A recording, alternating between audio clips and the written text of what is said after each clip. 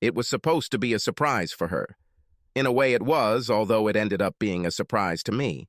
In general, I can say with confidence that none of us are planning to celebrate her 30th birthday. You never expect this to happen to you? You don't expect your whole world to fall away from under your feet, leaving you with this damned aching emptiness where your heart should be.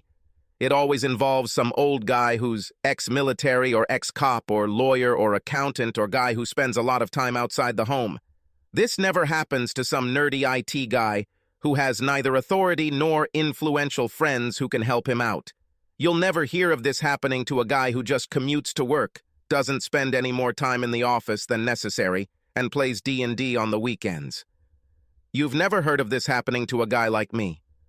But it happens. And it happened, and as I stood in the doorway of our bedroom and looked at her and her lover, my universe collapsed.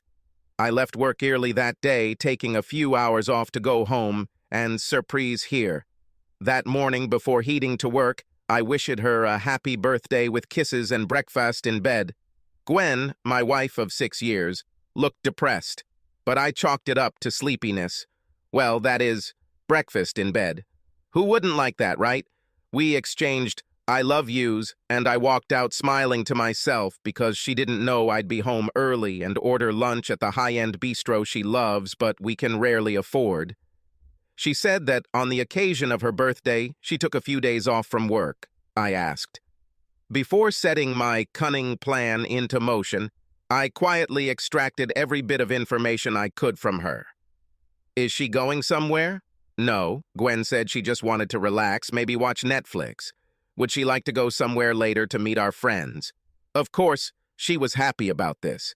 It was a chance to go out on the town, and she's always up for a drink and a dance. Relax.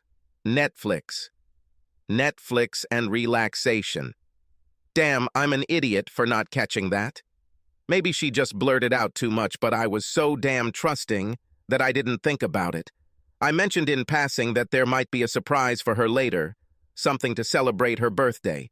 But I did my best to make sure Gwen didn't realize that I'd be home early, that I'd take her to her favorite restaurant, and that I had in my pocket the necklacey she'd been drooling over for the last 4 months.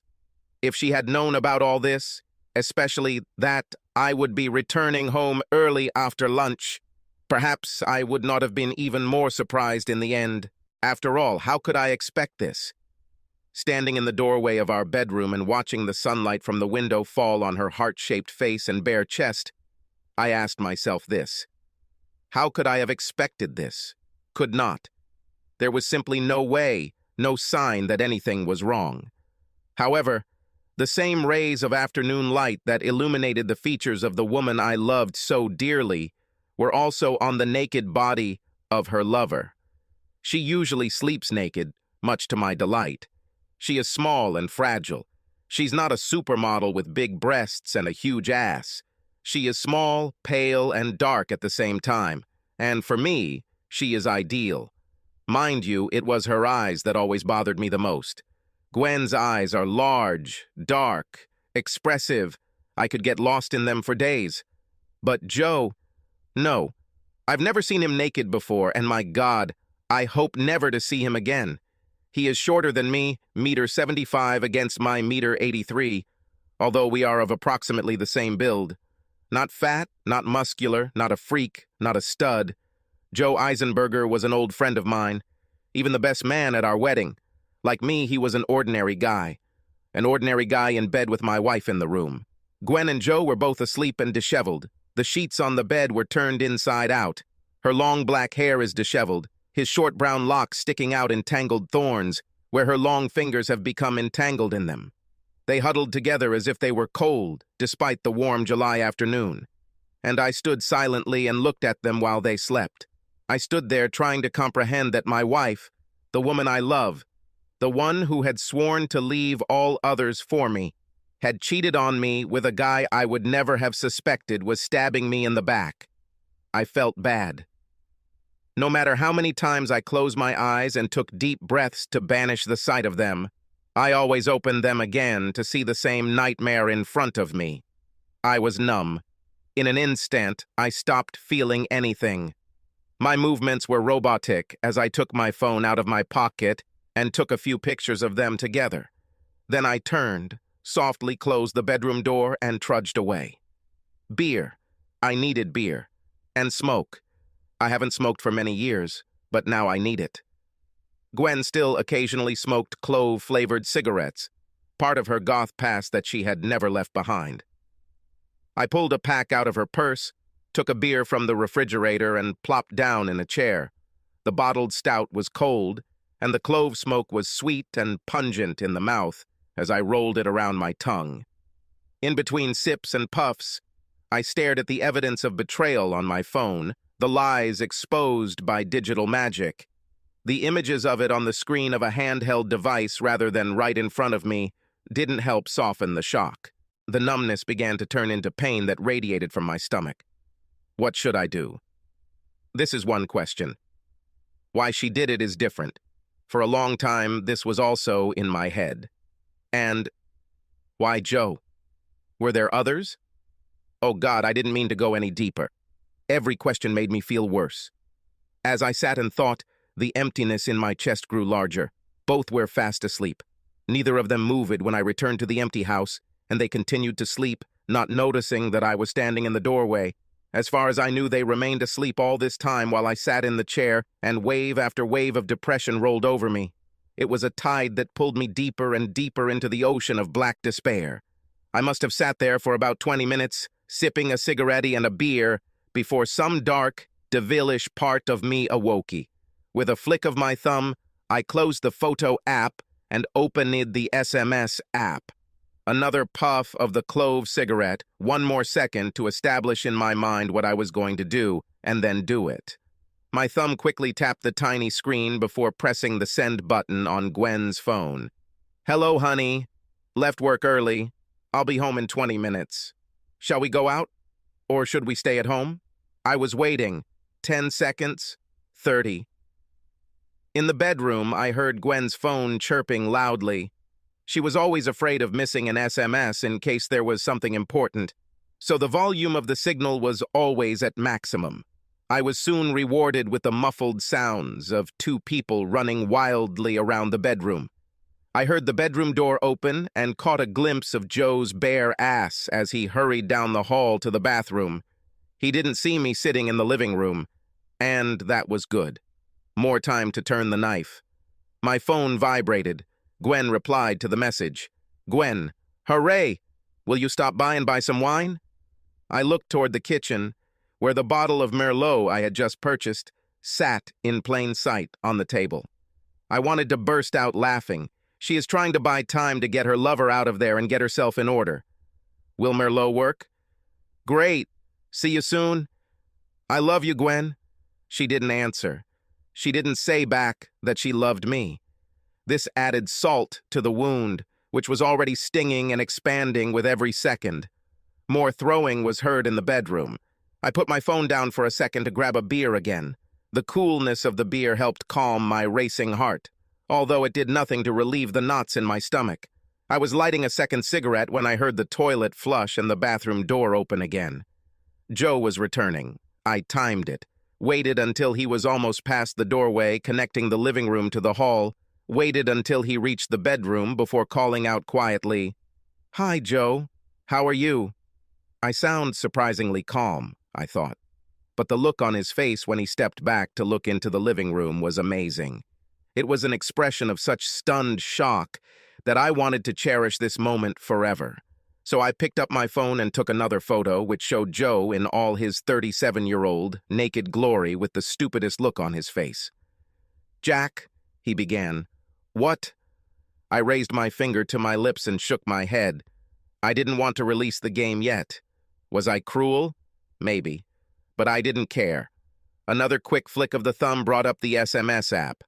I sent 2 short, separate messages to Gwen's phone. Gwen, honey? Then he sent a second message, attaching a photo of her and Joe sleeping together. I'm home. Turning to Joe, I raised an eyebrow questioningly. So, I asked simply, as if nothing had happened. How long ago? He didn't answer right away, still trying to comprehend that he had been caught. A few moments before Gwen appeared, he finally managed to say, "Quite a long time ago." Then Gwen appeared, the bedroom door slamming open, and she rushed out of the room and across the hallway to stand next to Joe. Her phone was clenched tightly in one hand. At least she had time to pull on the white panties and short emerald green silk robe I gave her 2 Christmases ago. Her legs were almost completely visible in it, and it was open. Beautiful. But the face, this beautiful face, this young, innocent, sweet face, was filled with fear and panic. Lips trembled. The eyes I loved to look into were wider and rounder than I had ever seen them, and my insides clenched. Damn it, it was me who was betrayed. Why does my heart break when I see her so devastated? There was a painful silence between us for a few seconds, after which I gestured with my cigarette towards the kitchen. "Wine is on the table," I said sadly. "Sorry, I didn't have time to cool it down. Jack, I waved it off. "You're having sex with Joe, in our bed, behind my back. And this goes on for quite a long time. Is that what you're going to say?" The last half of the cigarette was crushed against the ashtray, with more force than necessary. "Give me one reason, Gwen, why I shouldn't send these photos to everyone we know, including your family and mine." "Because I love you." Damn. My wife knows me too well. She knows exactly what to say and how to say it, and this adds fire to the rage born inside me of humiliation.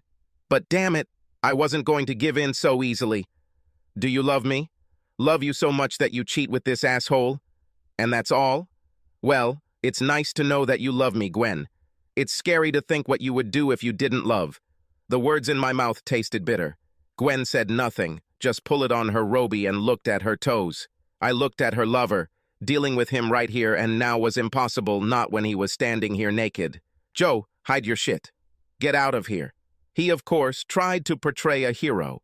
He glanced uncertainly at Gwen and began muttering, "Jack, I know this looks bad and you two have a lot to talk about, but I'm not sure I can leave." And then I exploded. I don't remember how I jumped out of my chair. 1 minute I'm sitting on it, and suddenly I'm inches away from Joe, screaming in his face to get out of here. I can't even remember what exactly I said. Drool was flying, my whole body was trembling, my skin felt like it was on fire, and I could feel the tension in my fingers clenching at my sides. The urge to vomit was barely contained. I am not a cruel person. There have been 3 fights in my life, 2 in elementary school and 1 in high school, and I've never been much of a fighter. Only the last battle of these 3 could be considered a victory. I'd like to think that I'm a fairly even-tempered person, as I rarely raise my voice in anger, and with the exception of those 3 fights in my youth, I've never tried to hurt anyone. But at that moment, you would not have guessed it. I was ready to kill him. Just let this bastard say at least 1 word. That's all. 1 word or even a hint that he was trying to do something, and I would tear him apart.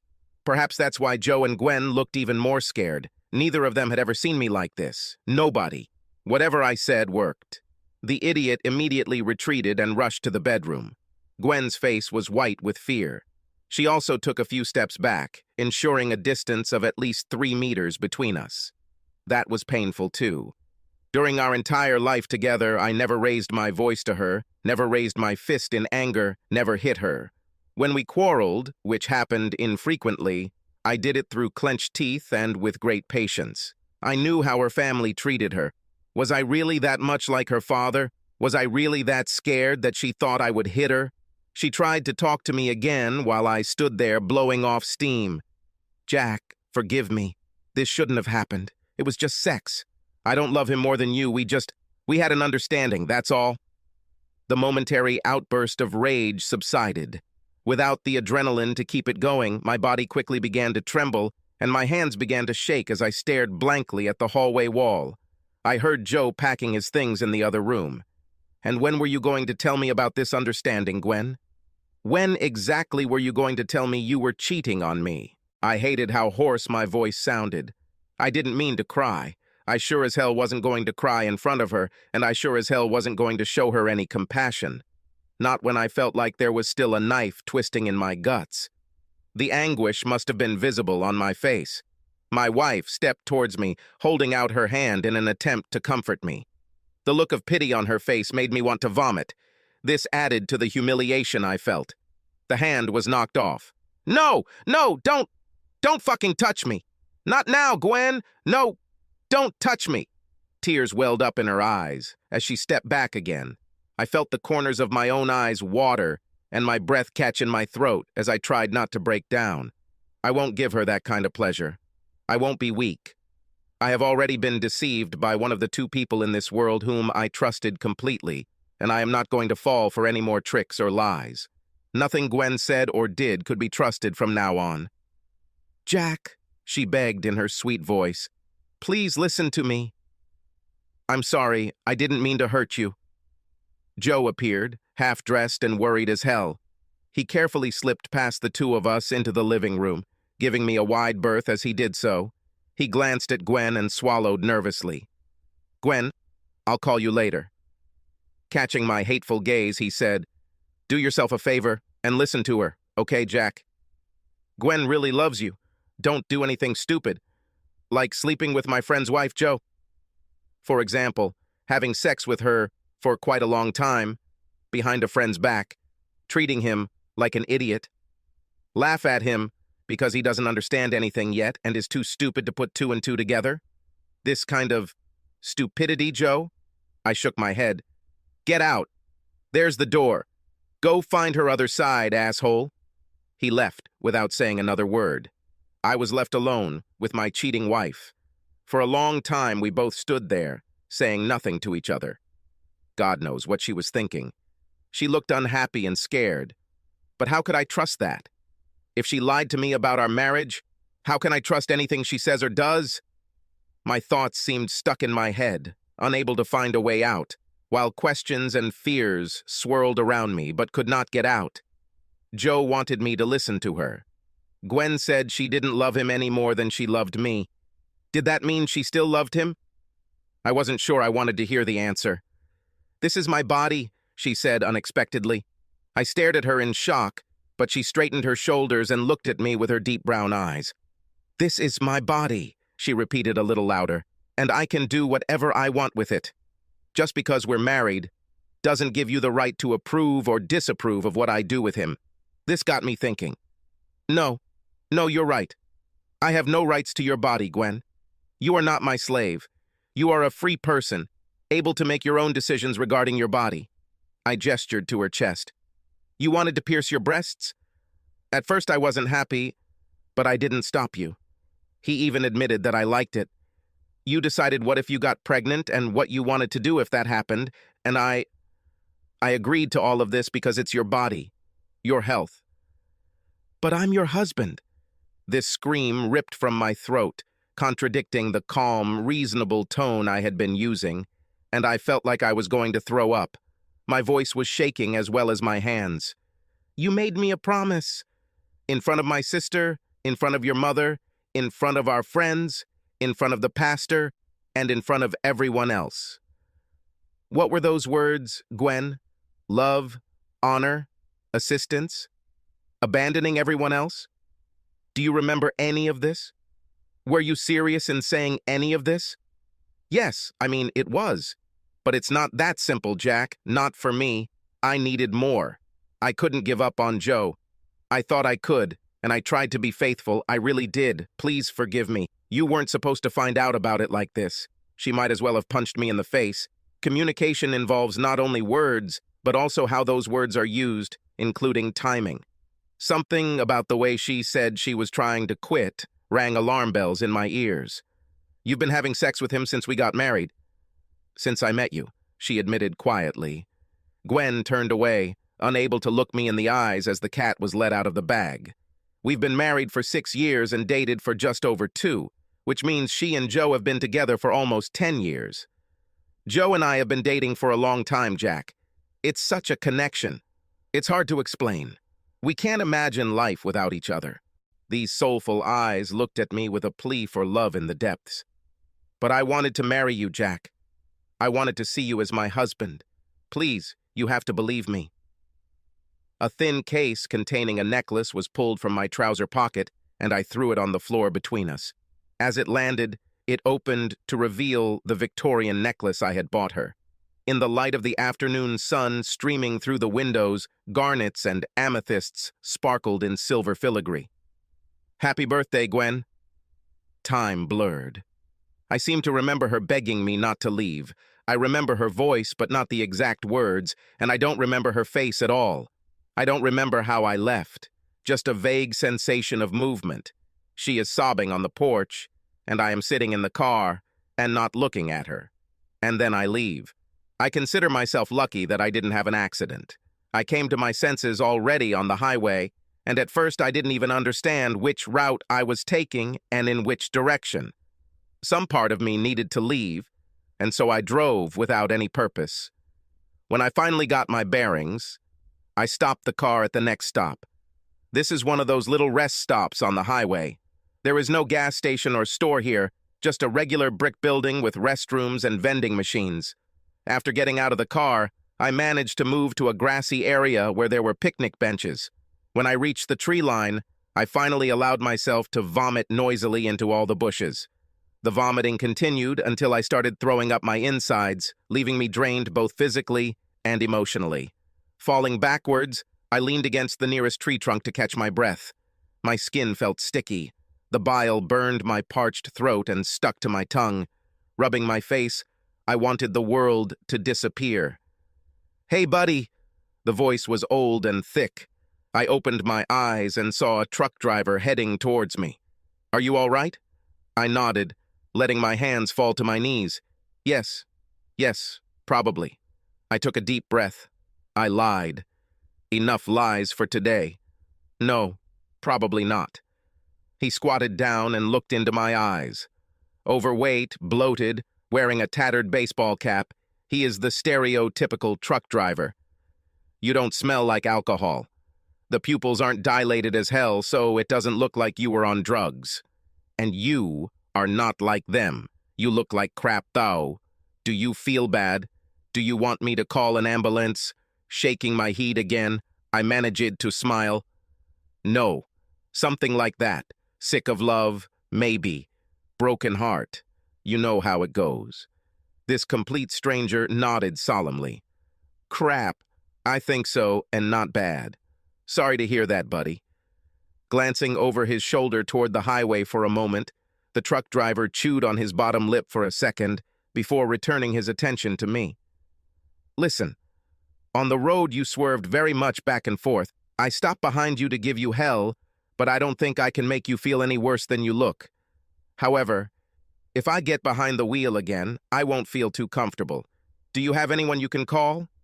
There were two people in this world whom I trusted without any doubt. Now there is only one left. Yes, my sister. I can call her. With numb fingers, I pulled my phone out of my pocket.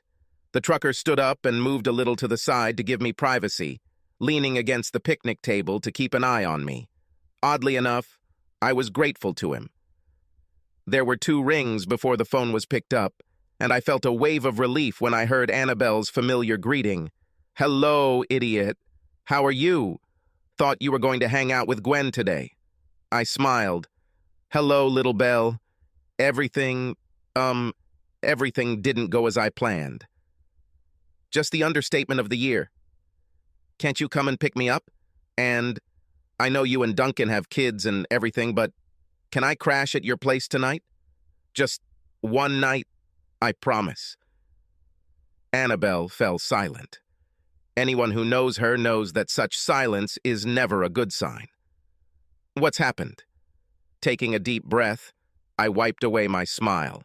"Found Gwen and Joe, in bed, together, an hour or so ago." There was another long, icy silence, followed by, "That's a bitch." Annabelle then went into business mode. "Okay, where are you?" I felt a little stupid asking the truck driver where exactly we were, but he didn't have anything bad to say about it.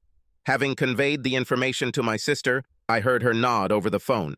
"Okay, I'll take the children to my brother-in-law's house. Tammy and I babysit each other's kids all the time. Give me 20 minutes, maybe 30, and I'll be there." Annabelle's voice became soft as she added, "I'm sorry, big brother. Hey, I said with more humor than I felt. It's not your fault, dumbass. See you soon. Love you. I love you too, Jack. She must have been worried about me. My sister and I rarely called each other by name unless there was something serious going on. The call ended, and I looked up at the truck driver. He glanced sideways at me and squatted down again. Sorry. I tried not to listen, but I heard enough. She cheated on you, right? I couldn't trust my voice again, so I just nodded. Clicking his tongue, he spat to the side. Some time ago, my wife left me. She found some asshole from college and dumped me. He raised an eyebrow. Do you have children? I shook my head. No, we got ready in the end, but it's not nice to say that, but it will make everything easier. I don't think my daughter has forgiven either of us.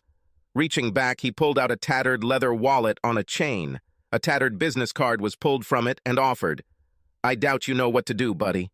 I know this because I didn't know it at the time, but if push comes to shove, call this guy. For me, he did everything right. Taking the card, I looked at it. Thomas Lynn. Who is this? Divorce lawyer. Good. Decent guy. We still go out for a beer together from time to time. Maybe you and your lady will work things out. Maybe not. But it won't hurt to call him. He will be honest with you. Stretching out his hand, the truck driver introduced himself. Ted. Ted White. I shook the outstretched hand. The handshake was firm, not some kind of limp gesture or overbearing grip. I felt bad that my palm was sweating. I liked this guy. Jack Brandt. It's time for me to get back on the road, Jack. Will you wait for your sister? Yes, driving now is not the best idea. I like it. Ted stood up and pulled up his pants. Take care of yourself, Jack, and believe me, now everything seems bad, but it tends to get better. At least that's what they say. Ted left, and I closed my eyes again. I leaned my back against the tree and tried to relax. Life no longer made sense. The person who should have had my biggest back in this world betrayed me, and a complete stranger cared about me enough to check on my well-being. The whole world has turned upside down. I retreated into myself for a while. The background noise of the highway died down, and I began to remember. You are alone? I looked up from my beer in surprise and saw a petite goth girl with elven eyes smiling at me. The fact that she paid attention to me out of all the guys in the bar was surprising, especially considering that I was dressed completely different from them or her. Fresh out of college, my friends and I were obsessed with gaming. We played tabletop role-playing games, talked about science fiction and fantasy, traded comics, and participated in collectible card game tournaments. Some of us were fond of historical reconstructions. Our favorite hangouts were coffee shops and libraries, musical tastes, all sorts of things. But there needs to be some meat, too. The music, not poorly dubbed samples running through a repetitive chorus with a simple bass line. So how the hell did we end up in a club frequented by goths and nascent emos? Someone suggested this as a change of pace. We joked that at the gaming table we were playing vampires, so, hey, let's go and meet some of them. Everyone laughed at this, but we didn't mean to make fun of anyone. We just wanted to look at something different. Everyone dressed up in black leather and mesh. It was funny to see how some of the guys tried to put on makeup and not end up looking like a bunch of clowns. Fortunately, the internet has recently become something useful, and you can find tutorials on it. A trip to the mall brought back a few spiked accessories to round out our team. We looked okay, I guess. God only knows what the real goths thought of us. I didn't dress up. Well, not like my friends. And also did not wear makeup. My wallet was almost empty, so I grabbed everything I could find at the local charity shop. Slightly ripped black jeans, a white skull t-shirt, a burgundy and gray plaid flannel shirt, and put on my beat-up trainers. Back then, my light brown hair was waist-length and tied into a ponytail with several bobby pins. Did I look goth? No. Looking back, I probably looked more like a skinny, depressed lumberjack than a sexy, elegant creature of the night. I sat down at the bar to drink the first of at least 2 drinks while my friends retreated to darker corners. While I didn't feel like an intruder, I was painfully aware that I was probably sticking out like an eyesore. So why this short, elf-faced, thin goth girl in a gorgeous black dress straight out of the 19th century came up and spoke to me was unclear. However, the sight of her made my heart beat faster. She gave off an intoxicating aroma. Flowers and spices mixed with something more primal. And God, her eyes. My gaze could go anywhere on her body. I could stare at her breasts, look down to see if she was showing her legs, and try to figure out if she was wearing a corset. But I couldn't help but look into those large, dark eyes with lengthening eyelashes. "You are alone?" she repeated in a louder voice when I didn't answer. The blaring techno music made it impossible to have a normal conversation. The smile never left her face. No. Did I stutter? I think I stuttered. "Well, I'm here with friends. They're on the dance floor somewhere, I guess." "But are you alone?" she repeated. Oh, taken aback that she asked me that. I quickly shook my head. "Do you mean—" No, I'm not here with anyone special." Her smile became wider and, at the same time, more modest. Relief showed on her face. "Okay," she replied. Then, boldly, as if nothing had happened, she sat down on the bar stool next to me. This was not easy for her, with her small bustle being part of the ensemble. For several minutes we sat next to each other, just looking at each other and not saying anything. People were laughing and spinning around us. The music was chilling to the bone, and the bartender kept casting amused glances at the two of us. Finally, I overcame my nervousness and tried to break the ice.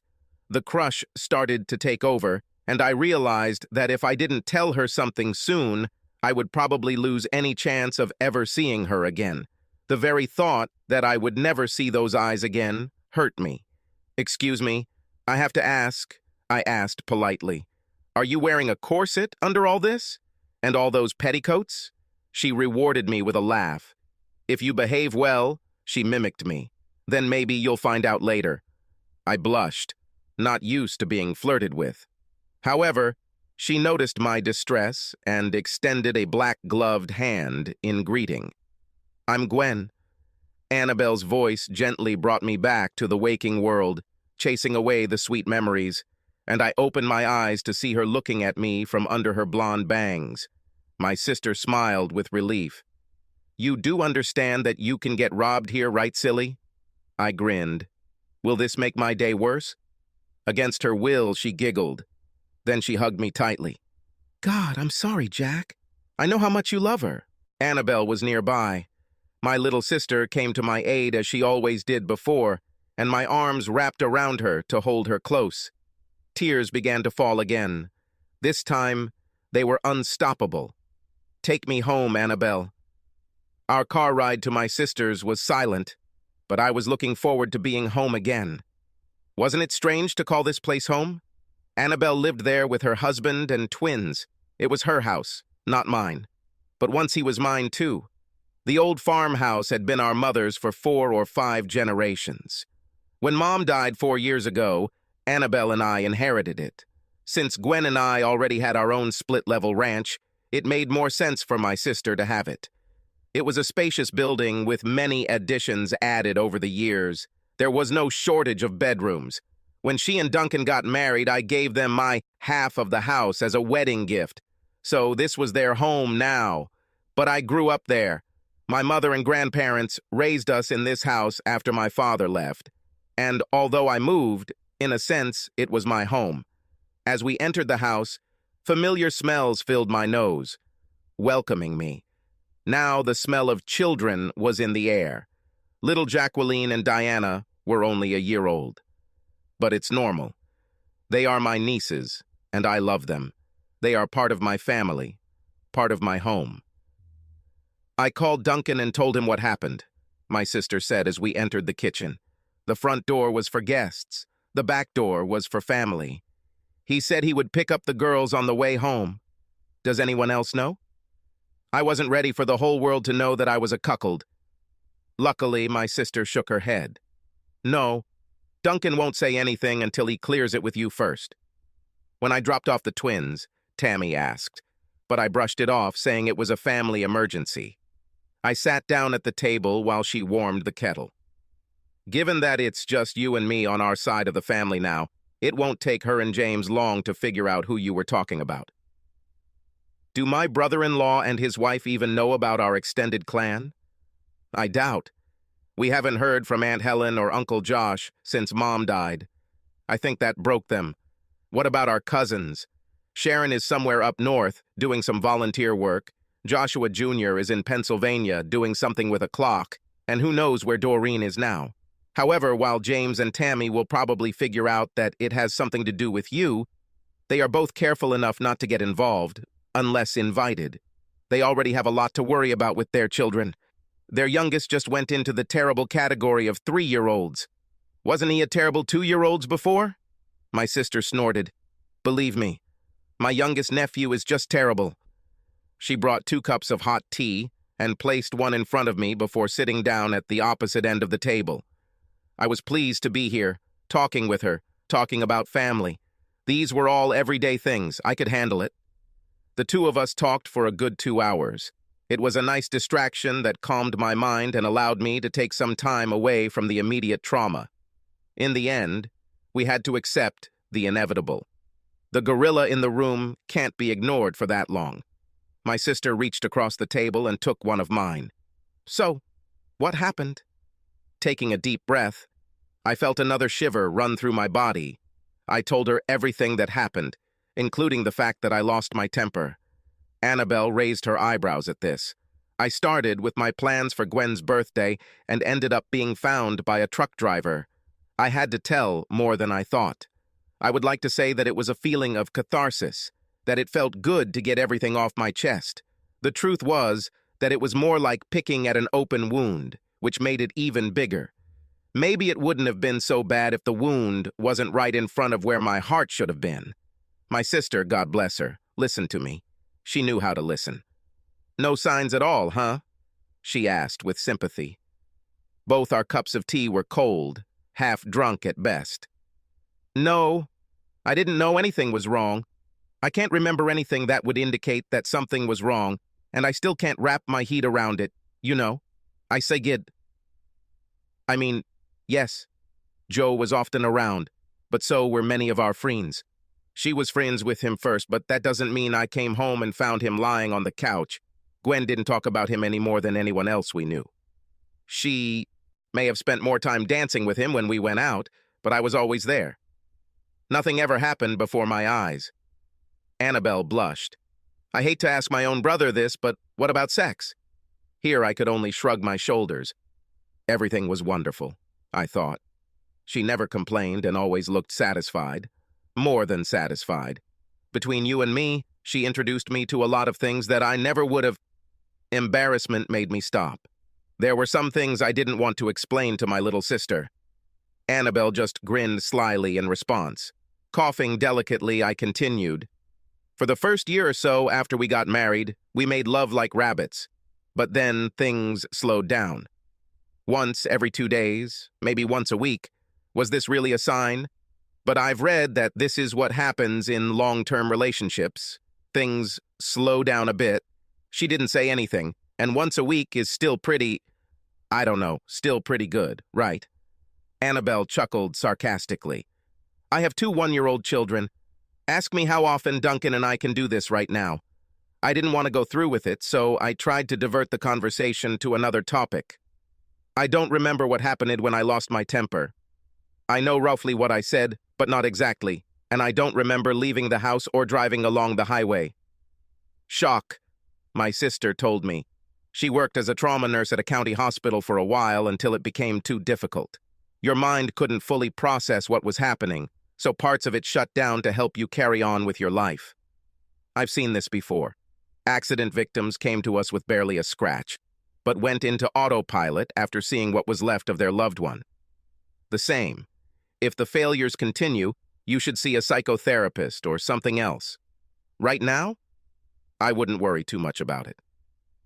The main question, Big Brother, is what do you want to do about it? Annabelle raised one of her hands, taking it away from mine, to forestall any response on my part. You don't have to answer this question right away. Take some time to think. Closing my mouth, I nodded in agreement. I should probably call work and see if I can get a few days off. And I need to resolve the issue of delivering my car from the stop. Annabelle and I made plans as best we could. Taking a few days off from work turned out to be a little more difficult. I explained to the HR person as much as I could, to the best of my ability, asked for family leave, was denied, but was allowed to use the 3 days of personal leave that I had left. It was Wednesday, and that combined with the weekend gave me 5 days off, so I had until Tuesday morning to try to figure out what the hell I was going to do. I was finishing writing a letter to my boss when Duncan came home with the twins. My brother-in-law was a strange character. Duncan and my sister looked like complete mismatches. She was almost the same height as me, plump, especially after having children, naturally blonde-haired and blue-eyed and simply stunning. Her husband, on the other hand, was barely 6 feet tall, skinny, weather-beaten, and half the time he looked like a grinning monkey. In addition, the age difference had an effect. There was a 10-year difference between them. And wherein? I have never seen a more loving couple. And I liked Duncan. He is a hard worker, a good father and husband, but what if his laugh was harsh? Well, my sister liked that laugh. That was enough for me. When he came to talk to me, he did not smile. Still in his overalls and boots, he sat down on one of the kitchen chairs as Annabelle led the children into the living room. "Dude, are you okay?" I released the air from my cheeks in a dramatic sigh. "Well, I'm alive. This is already something." Duncan nodded solemnly. Better than the alternative. He looked at me intently. "Let's leave everything as it is, huh?" There was nothing to say, so I nodded again. Duncan knew my past. I still had the scars on my wrist from school. The first great love in my life cruelly cut out my heart and almost destroyed me.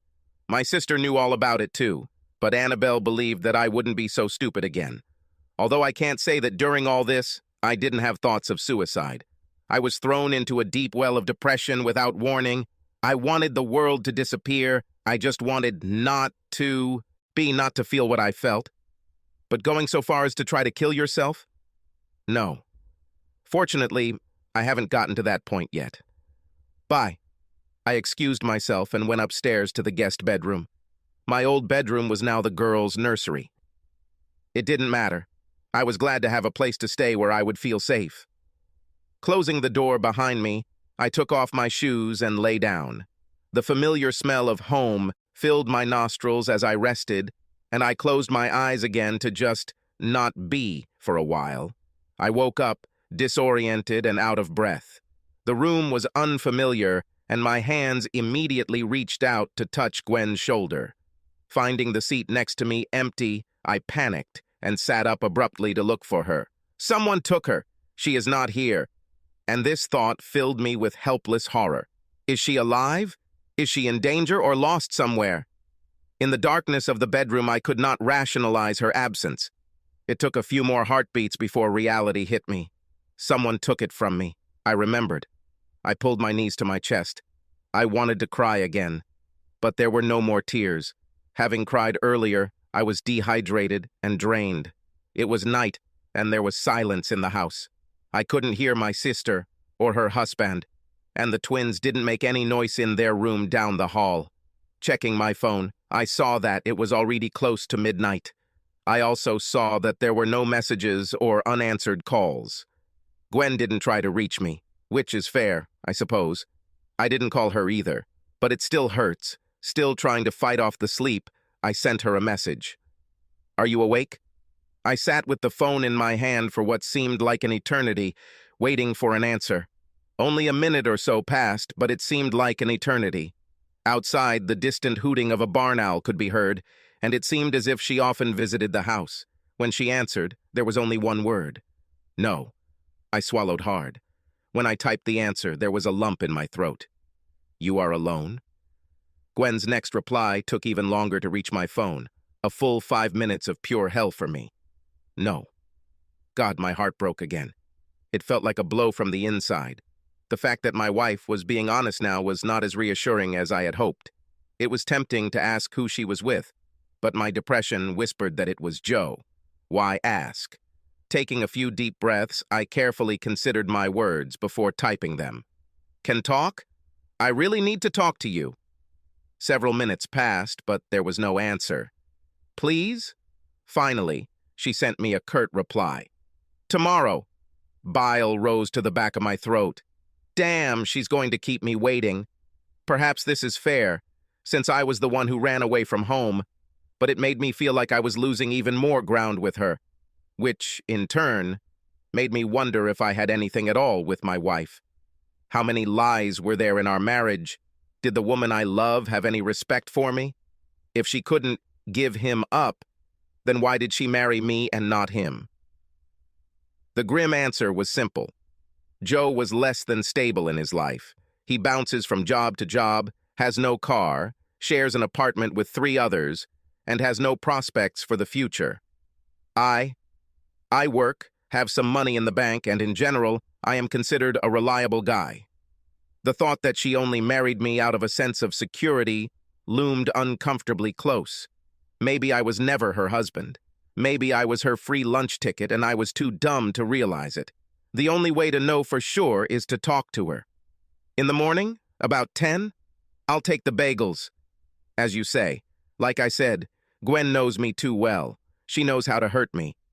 My nose started running. I wiped it off with my shirt sleeve and moved on. Fine, at 10 with bagels. I love you, Gwen. There was no answer. I waited for an hour, huddled on the bed and staring at the phone, hoping for an answer, but there was nothing. Realizing that she was not going to answer, I allowed myself to collapse on the bed in anguish. I've already lost her, I said to myself. Despair told me that I never had it, and that my life was a lie. Old doubts and fears seeped through the floorboards of my brain to obscure any light of reason. I remained in bed, paralyzed by a terrible anxiety that I thought I had long ago conquered, and began to wonder if wanting to end it all was not such a bad idea after all. I haven't had such thoughts for a long time. Depression is a bitch, but I thought I had beaten it for good. Duncan's clear words rang in his ears. I promised I wouldn't do anything stupid, but now I'm wondering, is it really that stupid? To avoid pain, to escape from lies, run away from myself and let life go on without me?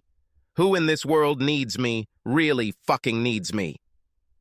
Closer to dawn, one of the twins woke up and began to cry. All the household began to stir. I heard my sister's husband, losing his step, enter the nursery and talk casually with one of the daughters who had disturbed him. Annabelle's sleepy voice echoed down the hallway. Her family was waking up around her, and it didn't take long before the smell of coffee filled the room. Life went on. It didn't matter whether I was there or not.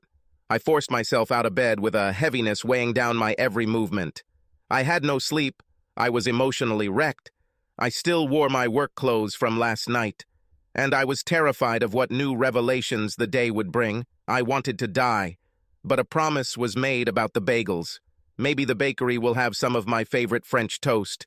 Maybe they have poppy seed bagels that will give me a narcotic high. Isn't it common for people to test positive for drugs from poppy seeds? In any case, they will give you bagels. And sometimes it is the smallest things that help us move forward. As I left the room, I almost bumped into my sister. Hey, dumbass, I was just about to wake up your sorry ass. Taking a step back, she looked me up and down. Jesus, Jack, you look even worse now than when I picked you up. Not trusting my voice, I gave her a sick grin. Take a shower, she demanded firmly. Placing her hands on my shoulders, she turned me around and pushed me in the direction of the bathroom. You know where everything is. Get yourself in order. The robe hangs on the back of the door. Throw your clothes in the hallway, and I will wash them. I obediently obeyed. It was nice to have someone give me some guidance. Warm water cascaded down my body as I sat in the bathtub under the jets, the spray drumming on my head, driving away all thoughts. This is meditation.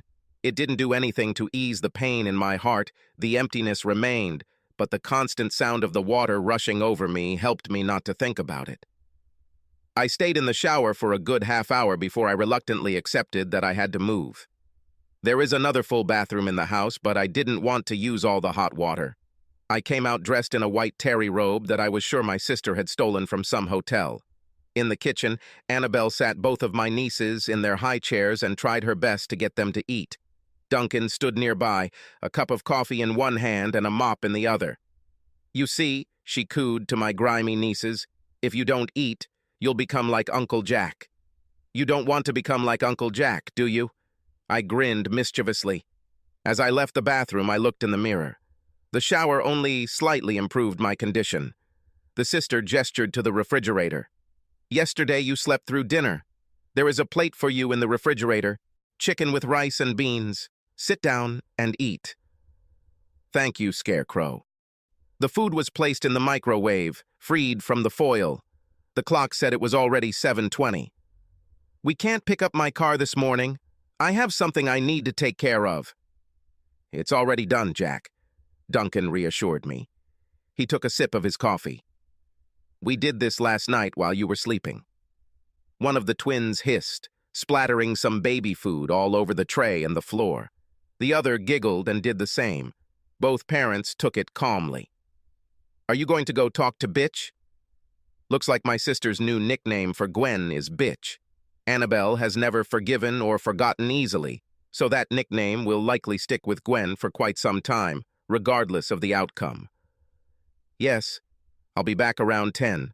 Thought we could sit around and try to figure out where it all went wrong, I guess. And is there a chance to fix everything? Do you want this? To fix this?" My brother-in-law's question made me squirm in my seat. "Don't know." I shrugged helplessly. "On the one hand, we have been married for 6 years. We have known each other for more than 8, almost 9. It's hard to give it all up, you know?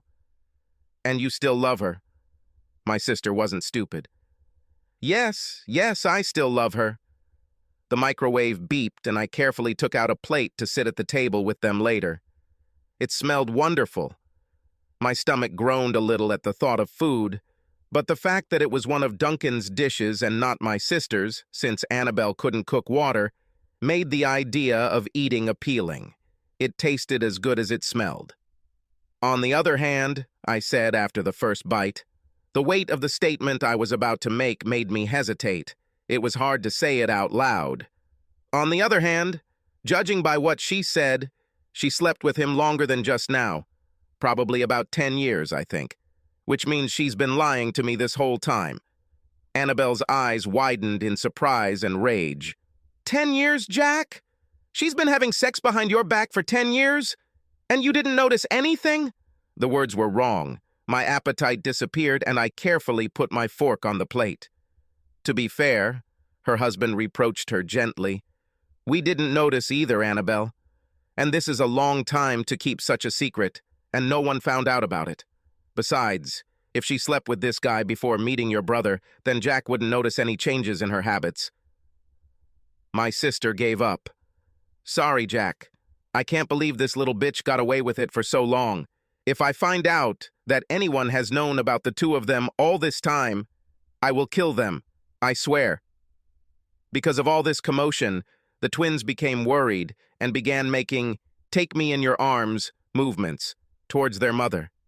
Continuing to speak, she began to wipe the faces and fingers of the little ones. Grinning like a shark, she rubbed the tip of her nose across the face of one of her daughters, and then the other. "Would you like to help Mommy cut the bitch's hair?" "Yes, you do. I know what you want." Parents cleaned up after their children, and I sat and picked at the food. I ate some more, but only because my sister was staring at me. "I have to go to work, Jack," Duncan told me. "If you need to spend the night here again, go ahead. But remember, this is your home, too. Don't let her drive you out of it." Annabelle nodded. "It's time for us to go, too. The twins have a date at 8:30 today, and we need to hurry. Do you want me to help prepare them?" I sincerely suggested. She shook her head. "No, I can handle it myself. Although you should get some fresh air before going to her." I nodded. My breakfast was half finished. I wrapped the leftovers back in foil and put it away. Duncan tossed me the car keys. Hugging my sister where she sat, I kissed both nieces on the top of their heads. "Jack?" my sister called quietly when I went to get dressed. "Yes?" Annabelle hesitated for a moment. Don't do anything stupid, okay? I gave her a lopsided grin. I promise, Joe, Duncan, and now Annabelle, all three warned me against doing things that I might regret. The only problem was that there was a huge amount of stuff that could be considered stupid. It would have been considered stupid to leave Gwen alone and crying the day before. Was I going to commit suicide? This thought lurked in the depths of my brain. Depression whispered sweet, seductive thoughts into my ear about how this world was not worth living if a person could be deceived by a loved one for so long. She claimed that no one would miss me in the long run. Nobody needs me. Gwen clearly has Joe. Annabelle has her own family to take care of. My friends? Well, the D&D campaign can go on without me as if I were gone. As for my friends on social media, was I really more than a blip on their phone screen? These are familiar refrains that I thought I had outlived a few years ago.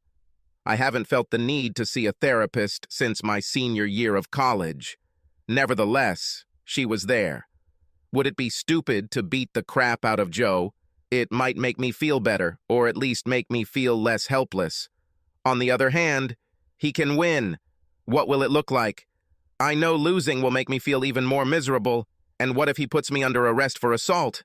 What if I kill him? Will I be able to kill him? Then Gwen.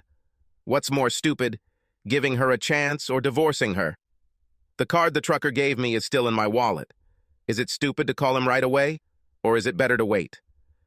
I sat sullenly in the local parking lot for about an hour before finally getting ready to go. At least meeting Gwen wasn't stupid. This had to be done first of all, and no matter how afraid I was to get answers to the questions that tormented me, it was impossible to avoid it. Luckily, the morning line at the local coffee shop was quite short. If I had to wait any longer, I'd get worried. But with tea for me, coffee for her, and a bag of bagels for everyone, I drove back home to my unfaithful wife. It was just after 10 when I pulled up to our driveway and entered through the attached garage. Gwen sat at the kitchen table with a thoughtful look. Her long black hair is tucked behind her ears, and her arms are crossed protectively over her chest. This time she wasn't wearing a robe. She was wearing an old t-shirt and sweatpants, which was a far cry from her usual outfit. Nothing was said as I placed the coffee in front of her. Sitting on the other side of the table, I opened the bag of bagels and lightly pushed it towards her. "We need to talk," I began quietly. Gwen snorted. "Yesterday you didn't want to talk, fair point. She's angry. The devil knows why she is the one who is angry. After all, it was me who was betrayed in all this. But I decided to remain calm. No, I didn't want to. Yesterday, I needed to leave. I needed to think. You left me. You got upset, angry, and then you got up and left me here to cry." Gwen seemed determined not to give either of us any relief. I took a sip of tea, wishing I had put more honey in it. "Can you blame me?" My question was direct, but not cruel. I walked into the house and found the woman I was married to having sex with one of our friends. And then she told me she slept with him the entire time we were married. How the hell was I supposed to react, Gwen? What did you want me to do? What do you think would happen if you two got caught? I'm sorry I left you when you needed me, but I was hurt. You hurt me. I still suffer from this. I looked at her closely. What would you do? She sank irritably into her chair, looking at the table. I don't think it matters now. Gwen looked at me from under her dark eyelashes. So, what should we do now? It all depends on the circumstances, I suppose. Pushing the tea aside, I leaned forward and placed my hands on the table. You said you still loved me. Is this true, Gwen? The smile on her face was heavy with sadness as she replied, I never stopped loving you, Jack. Okay, it's already a start. It's like a spear pierced right into my chest, but this is the beginning. Next came a difficult question. True, it was not so much a question as a clarifying statement, but it will do. But you also love Joe. My wife couldn't see my gaze. It took her several attempts to give me any kind of answer, and her voice was quiet. I love it. It's just not the same as before. It's hard to explain, Jack. And what? Is sex better? No. Not better? I pressed. He's different, that's all. Is it a matter of size? Gwen rolled her eyes, still not quite looking at me.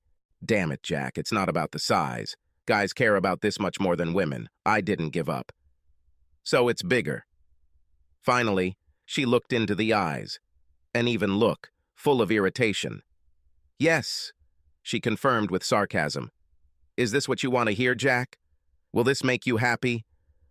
Gwen, just tell me the fucking truth. I was losing patience. Why have you been dating him all this time? What didn't I give you? Not enough sex? Is sex not good enough? Didn't I spend enough time with you? Did I take you for granted? Am I not desirable enough for you? To every question, she shook her head, causing her long hair to flutter. No, no, no. Do you think marriage is just a license to decide who will have me, Jack? No, this may be an expectation, Gwen, but I thought marriage was a relationship built on trust, and now I find out that the whole foundation I thought we had is a stinking lie. So before we continue, I want to know why? My voice grew louder, but I controlled myself and pulled myself back into place. Am I asking that much? Gwen was silent longer than I would have liked, but I didn't continue. Gave her time to think about how to frame whatever answer she was going to give. He's no bigger than you, she admitted. You are about the same size. Maybe you're even a little fatter. My wife took a deep breath, forcing herself to continue. And we never laughed at you, Jack. Joe and I never laughed at you or belittled you. We just never talked about it. They didn't talk about you. None of us thought you'd ever find out. We didn't want to think about you finding out. You were happy. You didn't need to know. We were happy, you and me. Joe and I were happy. You and Joe got along well. So we left everything as is. She never answered why. I wondered if she actually knew. Now that I know, what do you want to do now, Gwen? With our marriage? What I want, I don't think it's possible, Jack. You will never do this. Of all these fucking... Is she joking like that? I knew it wasn't, but the idea was so outrageous that I couldn't gather my thoughts. You want everything to remain as it is. You want to stay married to me and continue to have sex with Joe on the side. Well, maybe not so much on the side, to be honest. No. No way, Gwen. I don't know what internet nonsense you've read, but it won't happen. We'll still have sex, Jack, she insisted. You are my husband. I want you to be happy. But you're better off with Joe. All I'll get for the rest of my life is a lot of pity sex. Desperate. My wife moved her chair closer to mine. No, Jack. I won't make love to you out of pity or anything like that. It will be because I love you. I still find you attractive. I still enjoy sex with you. It's just... Joe, he fills a need in me that you don't have. I need variety, and he gives it to me. Just like you give me what he cannot give. The whole thing gave me a headache, and that last comment was something I definitely didn't want to hear. What if I decide to find someone else, Gwen? If I find someone who will do the same for me, what is Joe doing for you? Someone who will give me variety? I saw how a spark of jealousy was already arising inside her, and, gritting my teeth, laid out my arguments. Out of curiosity, would that suit you? So that I can have another woman? No. Her expression showed open disgust at the idea, and it was clear that her position was resolute. Why not? I objected. If you can be with Joe, then why can't I have whoever I want? Why should I give you so much leeway in our marriage if you don't want to do the same for me? Because it won't be the same. Joe and I have known each other for years, Jack. We have a story. You know him too. You are friends. Hell no.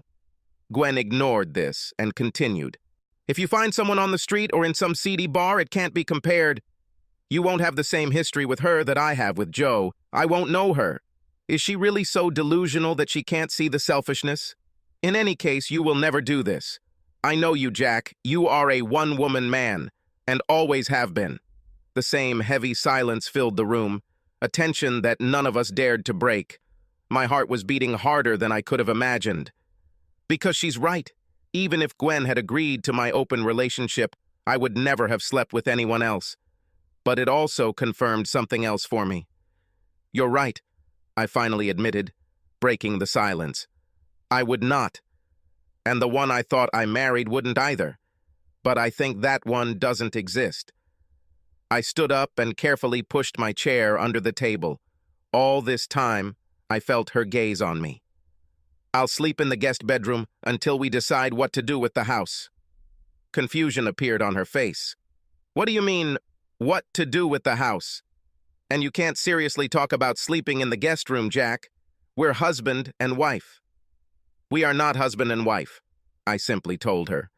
"Maybe we have a piece of paper that says that we are husband and wife, but in reality?" I shrugged helplessly, allowing despair to consume my soul again. "You may know me, but I don't know you. I have no idea who you are, Gwen, and we can always get another piece of paper where it will be written that we are not married." Her face turned deathly pale, and she staggered to her feet. She grabbed the edge of the table, trying to go around it and come to me. It was clear that she didn't expect me to go this way. "Divorce? No. Jack, what? I already have a lawyer." This statement was slightly misleading considering I hadn't even called the man yet, but I knew full well that his business card was in my wallet. "I'll call him and get everything ready. And you should probably find one for yourself, too. Maybe we can try counseling first, or maybe the two of us will go on a long vacation. How about that? Only the two of us can work things out." "How the hell are we going to work this out, Gwen?" I lashed out at her, my jaw clenching as the self-hatred boiled inside me again. "The whole time we were together, you lied to me. How can I trust what you say or do now? Even if you were ready to give up on Joe, and from the way you talk I can see that you are not, how can I believe that you actually did it without looking over your shoulder every minute to see, isn't he there? Damn, I don't know if I believe he's the one. How many other boyfriends have you had?" This blow took me by surprise. Gwen went from panic to rage in an instant, and despite her small stature, the slap turned my cheek red.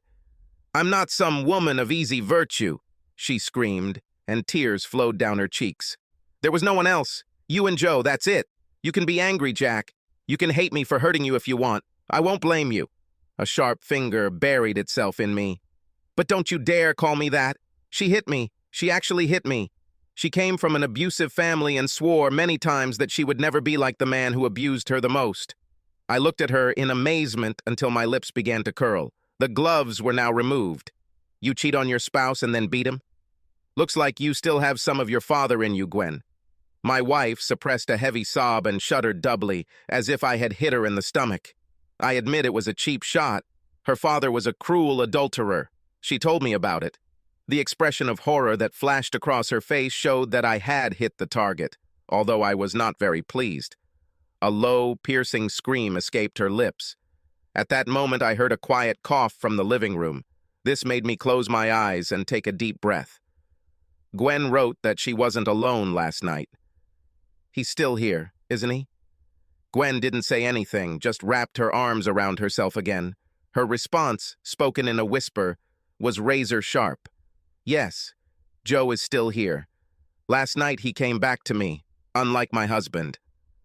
The devil appeared in the doorway, dressed in jeans and a t-shirt.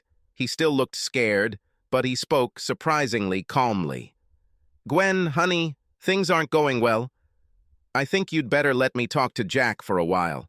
I stared at him in disbelief. "What the hell makes you think that I want to hear what you have to say? Do you still love Gwen, Jack?" It was a question that left me furious. "Yes," I admitted. "I love it. At least I love the Gwen I thought I married." "She's still the same, Jack. She is still your wife, still the woman who loves you." He spread his arms wide in some great philosophical gesture. "You just learn more about her, and she will learn more about you. It's not pretty for either of you, but you still love each other. And that's why you'll want to hear what I have to say, Jack. Maybe I shouldn't have been so surprised that Gwen dated Joe for so long. True, neither of us could be considered much better than average in appearance, but he was always a clever conversationalist. He managed to sound so sincere, so genuine in everything he said. I checked myself again. I looked at Gwen, who was standing to my left, then to Joe, who was standing on my right. My instincts were screaming at me to immediately run away from this room, that nothing good would come of this discussion, and that it would make me even worse. But another part of me wasn't ready to give up yet. Gwen was in my life for 8 years. 8 good years. How can I throw this away? I stepped back and leaned against the kitchen counter. Okay, Joe. I waved my hand at him. The floor is yours. Convince me not to go for divorce. Gwen sat back down, crossing one leg over the other and folding her arms defensively over her chest. Joe nodded and cleared his throat. Instead of sitting down, he leaned against the frame of the door, leading into the living room. You say you love Gwen, Jack, he began. But what exactly do you like about her? A million different things. The question was not so difficult. I asked myself this often, a kind of self-check to make sure I wasn't taking her for granted. Where to begin? The way she laughs? From her eyes? That was the first thing that attracted me to her. The way she looks when she lies next to me is like she finally feels safe. Her taste in music, how she deliberately sings out of tune in the shower. We watch the same films. I take her to clubs, although I don't like to dance, but I like to watch her dance. How she gets involved with her whole body, as if the music takes over her. She is not jealous of my colleagues or friends, unlike the 2 friends I had before her. I wasn't going to mention the first girl. That was a separate pain. What else? She quietly lets me play D&D every Saturday and... The thought stopped. I closed my eyes and pinched the bridge of my nose. What an idiot I am. That's why you didn't want to join the playgroup, isn't it, Joe? Not because he preferred Pathfinder, but because that's when you and Gwen were dating, wasn't it? Without any apology on his part, he nodded. 4 or 5 hours alone, almost every Saturday day. It wasn't just sex, Jack. While you were away, we went on dates. But we're getting off topic, Jack. We're talking about what it is about Gwen that you like. I had a hard time digesting this latest revelation. Did anyone in the playgroup know what was going on? The band I played with was one of those rare ones that maintained a constant cohesion over the years, despite people coming and going. Any of the 20 or so people who were or still are in it could have known about Joe and Gwen and simply said nothing. I also had a hard time answering Joe's question. What else did I love about Gwen? My answer was spoken quietly, and I could not look at either of them as I spoke. I liked that she was always there for me. Gwen made a quiet sound, as if someone had stepped on her foot. I like that I can be close to her. I like that she trusted me and I trusted her. We could tell each other everything. Anything. We never quarreled. Of course, sometimes we were angry with each other, and I know that we tested each other's patience. But they never really actually quarreled. We could talk. We could be honest with each other. I took a deep breath. For a long time, until I met Gwen, I had trust issues. And with her, they all seemed to have disappeared. I trusted her. God, how dejected I must have looked. I trusted you, Gwen. My wife entered the conversation again. All her anger seemed to have passed, and, like me, there was a feeling of defeat in her shoulders. We wanted to tell you, Jack, she admitted meekly. We didn't talk about you, but we talked about, well, telling you. We didn't know how to do this without hurting you. We were afraid that this would humiliate you and you would become, well, like you are now. And after all this time, we stopped worrying about it and, well, we hoped for the best. There have been several close cases over the years. Joe had the courage to grin at me. A couple of times, you stayed home sick or the game was unexpectedly canceled. One time I got stuck in your closet for a couple of hours while you two were having sex. To be honest, I didn't need to know that much. My mind flashed countless times that Gwen and I must have had sex just hours after Joe had already done so. He must have realized it by the way I stared at him, causing him to wipe away his smirk and look down. You know what's saddest, Gwen? I asked, turning to face her and looking into her eyes. If you and Joe had told me about this earlier, if you had come to me when we first got together and told me honestly about all this. Surprisingly, at that moment I laughed. Not from pleasure, no, but it seemed to burst out. I might actually go for it. No, seriously, I've always considered myself pretty open-minded. You've been talking me into some things for years, and you probably could have easily talked me into joining what you had. Damn, 3 of us. You and us together. Why the hell not? But you lied to me. As if he had pulled an arrow out of his chest, the pain became stronger than with the first blow. You lied to me for 8 years. And here's the thing, Gwen. If you had admitted to cheating on me last week, I would have considered counseling. If you had confessed to me and not I accidentally found out, I'd try it. There would be a lot of talking, mind you, and it would be necessary to decide how Joe fits into this picture. But no, the only reason I found out was by accident. If it weren't for that, you'd still be lying to me, Gwen. And I can't continue our marriage knowing this.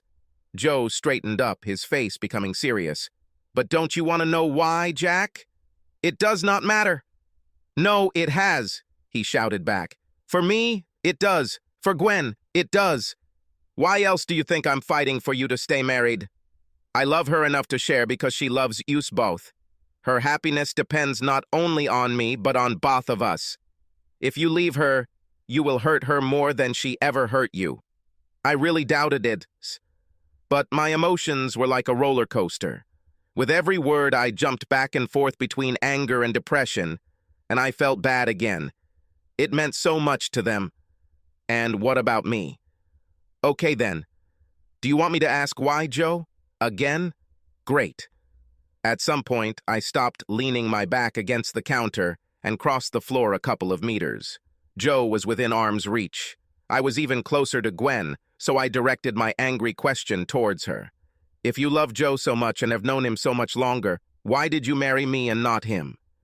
Neither of them had expected such a question, and it was clear from the way they nervously glanced at each other. However, Gwen accepted the challenge. Because you give me something he can't give, Jack. I need stability. I need security. I need to be able to come home to someone who I know will be there for me, who cares about me and who I care about. I need someone with whom I can have children.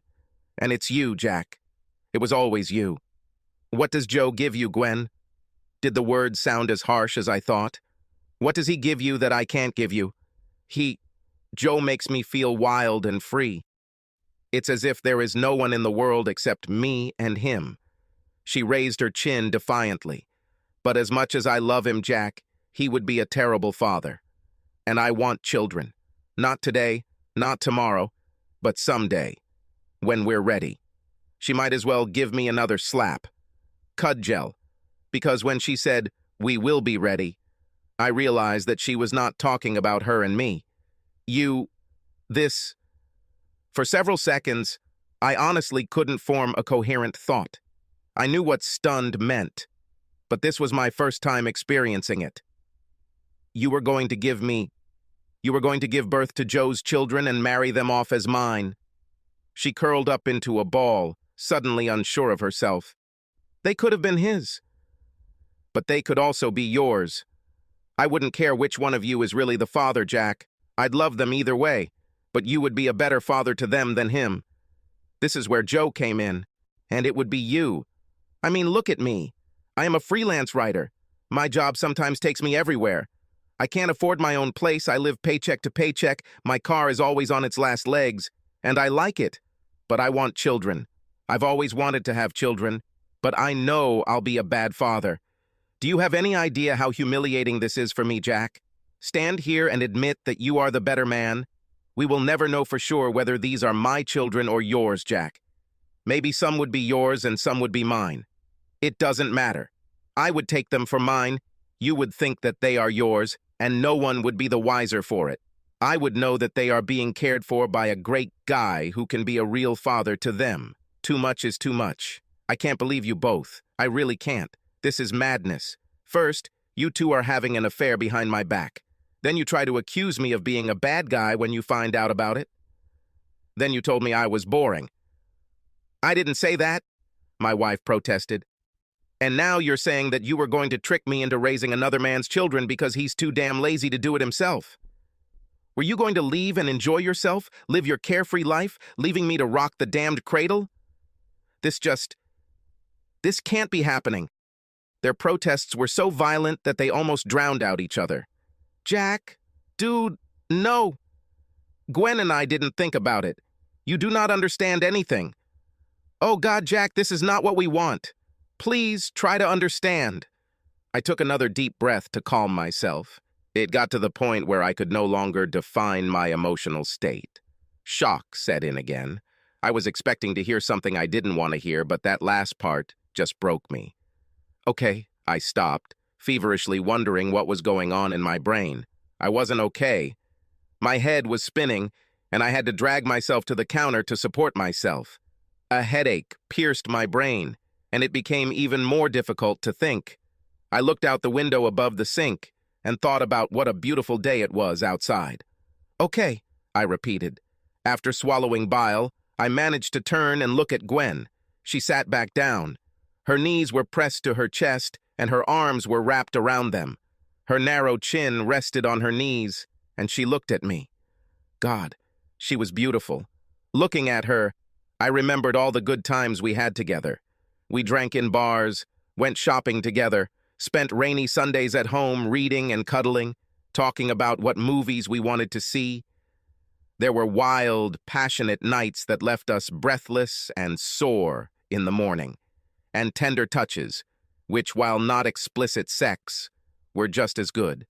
I remembered how I held her in my arms when she told me about her abusive father, how I let her cry all night long when the bad dreams came. I remembered my wife holding my hands as I told her about my attempt to commit suicide when I was a teenager, explaining how much my first girlfriend had broken my heart, and her vow that she would never do this to me.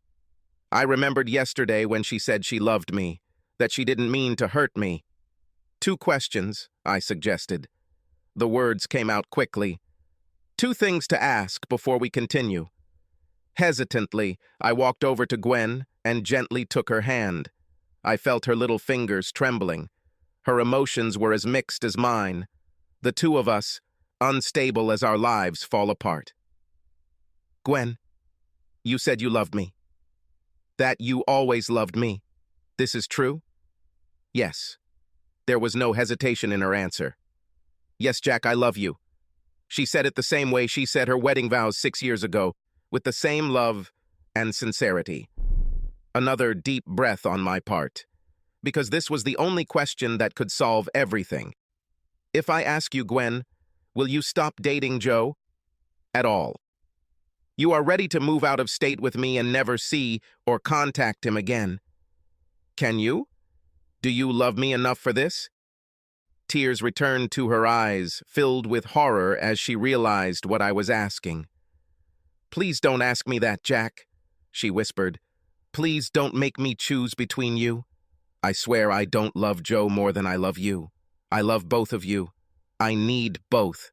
Her pale face became covered in red spots as she cried openly. Her fingers clung to mine, and I remembered again how many times we held each other when it seemed that the worst world had collapsed on us. Shh. I stroked the black silk of her hair with my other hand to calm her down. It's okay, Gwen. I won't ask you to make that choice. Hope flashed across her face amidst the tears. However, this hope faded when I carefully removed my hand from hers and walked away. I will make the choice that she could not make. No, she moaned, shaking her head. No, Jack, please don't do this. You don't have to do this. We can figure something out. I can't live like this, Gwen. I can't accept this. You've lied to me twice already. No, Jack, Twice. What do you mean? I'm sorry I didn't tell you about Joe. I'm sorry you found out the way you did, but please, don't do this to me. Yes, twice, Gwen. I stuck out my thumb. First of all, you had an affair with him behind my back. And secondly, I unfolded my index finger. Secondly, you said you didn't love him more than me. My ex-wife was choking on sobs. That's right, Jack. I don't love him more than you. You love me, Gwen. I destroyed her, and it killed me. She's the one who's wrong, her and Joe, and yet I felt like crap as I dealt the final blow. I know that you love Joe more than me for one simple reason. Your relationship with him was a secret that you kept from me. I didn't know anything, and I doubt I would have known if I hadn't come home early yesterday and ruined your fun. If it weren't for that, you two would still be talking right behind my back. But he knew about me all this time, called himself my friend, and you didn't hide anything from him. You were truthful with Joe, Gwen, all along. But you didn't love or respect me enough to give me that same honesty. It was a fact that she could not refute. All this time, Joe knew about me. He knew that Gwen fell in love with me, that she married me, that we had sex. I knew that I was there for her in the weakest moments of her life, and that it was with me that she went to bed every night. Am I? I didn't know a damn thing. Joe was not happy with this. He lost his temper and attacked me when I was about to leave the kitchen. Are you going to leave her crying like this? Again? Are you about to walk away from the best thing that ever happened to you? He hit himself in the chest with his fist. I love her so much that I'm ready to share with her. Are you really so selfish that you can't do the same? I was almost on edge. There was no warmth in my response, only resignation. Do you love her enough that you would stay with her after she lied to you the entire time you knew her, Joe? If we switched places, would you be able to forgive her? Yes. His answer was quick and confident, and oddly enough, it brought a small wry smile to my lips. Then congratulations, Joe. Now you are a better man. I hope this helps you deal with the humiliation you were talking about. There were also screams, requests, pleas, more tears. I ignored all this. I didn't say anything more. For my part, everything that needed to be said or asked was said, so I said nothing. Gwen was openly sobbing, and Joe was still shouting arguments, trying to reason with me. As much as it pained me to hear that the woman I loved, still love, was overcome by such grief, I knew I could not continue our marriage. Finally, I managed to slip past Joe and into the living room. He tried to follow me, still angrily yelling at me about how unfair I was treating Gwen, and if I loved her at all, I would have seen it. Then I grabbed the table lamp and threw it at him. She didn't hit it, although I would have liked it to have. The lamp hit the door frame behind him and broke. A terrified Gwen appeared at the kitchen door. I didn't look at her. I looked at Joe until he nervously raised his hands in a placating gesture and stepped back. In the bedroom, I packed all my things into a couple of suitcases. My birth certificate and social security card were in our shared safety deposit box to be retrieved later. All the rest, all sorts of trinkets, souvenirs, etc., I didn't need it. Everything would remind me of Gwen. Duncan urged me not to let her kick me out of the house, and I said I'd take the guest bedroom. This shouldn't have happened. I knew that eventually she and Joe would have sex with each other again, and I'd be damned if I stayed there for it. When I left the bedroom, they had already left. Her car was gone, too. I wondered where the hell Joe parked his skimpy sedan when he arrived, but then I realized he probably parked on the next street so as not to attract attention. But that didn't matter anymore. Where did they go? Who knows? Who cares? I don't care. I felt an overwhelming need to be away from them again. And then I noticed that they had taken a bag of bagels with them. I felt slightly dissatisfied about this. Because of all the drama, I didn't get a chance to eat one. There was just one more thing to do before I left the house. Placing my suitcases on the floor, I pulled out my wallet and felt for my business card. I carefully dialed the number on my phone and waited for someone to answer. When they answered, I felt as if I was standing on the edge of a huge cliff, ready to fall down at any moment. "Yes," I answered the polite greeting. "My name is Jack Brandt. A certain Ted White gave me your number. He is a former client of your office. In any case, I would like to make an appointment with Mr. Lin." The secretary again politely and professionally inquired about the reason, and I sighed before answering. "Yes, I'm divorcing my wife. Divorce, as it turns out, is not at all like what is shown in movies or magazines. It is long, cruel, and expensive. Okay, maybe it's not expensive for a successful guy with money in the bank and an understanding boss, but for the rest of us, these include court costs, legal fees, attorney fees, and consulting fees. It all adds up. Yes, I said, about paying for consultations. My lawyer was good, but we ended up with a judge who believed in the sanctity of marriage, and Gwen and I were ordered to attend at least 10 marriage counseling sessions before the case would proceed further. We haven't even made it through 4. There was no progress between my reluctance to forgive years of betrayal and Gwen's reluctance to give up on Joe forever. The therapist gave up when Joe showed up at the last session, and he and Gwen decided that he should participate in our counseling. At that moment, it was all over. A corresponding letter was written to the lawyers and the judge. The judge reluctantly granted the request, but said that we still had to pay the therapist for all 10 sessions. I was too tired to argue. Gwen didn't even blink. Outside of consultations and hearings, I did not see or communicate with her. Phone calls and emails were ignored. A restraining order was issued to keep Gwen and her lover away from my sister's house. I understand it's cold, but I wanted to move on with my life. In the end, an agency was brought in to sell everything that we did not want to share among ourselves. The house was to be sold, the proceeds going to pay off the debt to the mortgage company. The rest went to legal fees. There was nothing left for any of us. What about the rest of our finances? I'm lucky.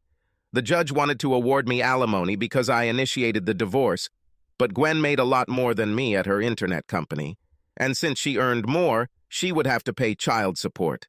At least that's what I understood from my lawyer. I didn't try to achieve this. Subscribe, continued in the next video. Subscribe to the channel and click on the bell so you don't miss the second final part. The link to the second part will be in the description of this video below. Of this video below. Of this video below. Of this video below. Of this video below. Of this video below. Of this video below. Of this video below. Of this video below. Of this video below.